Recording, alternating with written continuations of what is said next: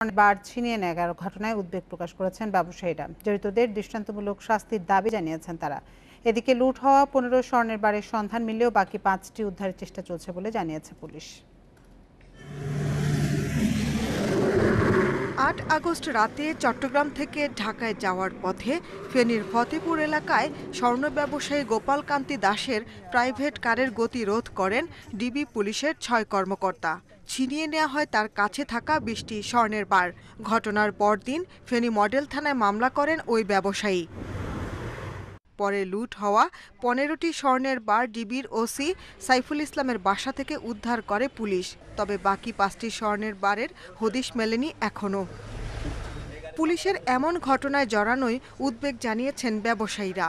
এ ধরনের ঘটনা রোধে জড়িতদের দৃষ্টান্তমূলক শাস্তির দাবি তাদের। রক্ষক যদি বক্ষক হয়ে ডাকাতের ভূমিকা পালন করে সেটা আমাদেরকে স্তম্ভিত করেছে। একটা বিস্কিট 20,000 টাকা কাস্টমসকে দিয়ে নিয়ে আসে, কিন্তু এটা রাস্তায় আমাদের পুলিশ প্রশাসন ফাইলে এগুলাকে অবৈধ বলে জিনিসগুলোকে বিভিন্ন ভয়ভীতি দেখিয়ে মালগুলা রেখে দেয়। পরবর্তীতে আমরা এই মালের কোনো আর হদিস পাই না এবং কি বিভিন্ন রকমের নাজেহাল করে। স্বর্ণের বার আত্মসাৎ মামলায় রিমান্ডে থাকা ফেনীর গোয়েন্দা পুলিশের ওসি সাইফুল ইসলাম সহ 6 পুলিশ কর্মকর্তাকে জিজ্ঞাসাবাদ চলছে। চেষ্টা চলছে বাকি 5টি স্বর্ণের বার উদ্ধারের।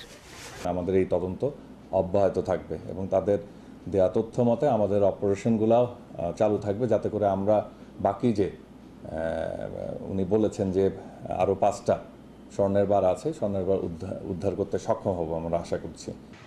এদিকে মামলার এজাহারে ব্যবসায়ী গোপাল কান্তি দাস নিজেকে চট্টগ্রাম জুয়েলারি সমিতির সদস্য দাবি করলেও তাকে চেনেন না বলে জানিয়েছেন সংগঠনটির নেতারা। উনি তো জুয়েলারি সমিতির ব্যবসায়ী হিসেবে আছে বলে আমি জানি না, তবে আমি কালকে জিনিসটা শুনছি।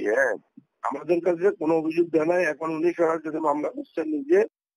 ব্যবসায়ীর কাছ থেকে লুট হওয়া স্বর্ণের বারগুলো বৈধ না অবৈধ সে বিষয়েও তদন্ত চলছে বলে জানিয়েছে পুলিশ।